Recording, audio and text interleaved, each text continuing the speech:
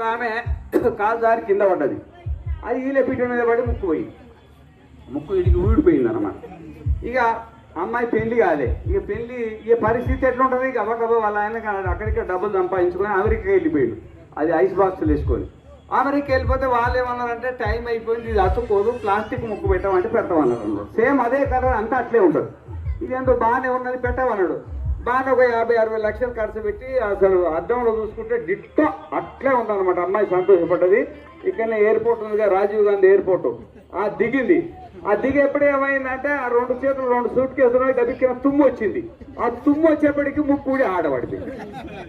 గోయిందా ముక్కుకు ముక్కు లేదు, లక్షల ఊడిపోలే ముక్కు వాయ్. ఇంకా ఏమన్నా ఉందా చెప్పండి? దేవుడు ప్రతిష్ఠ చేసిన ముక్కు ఎట్లుంది?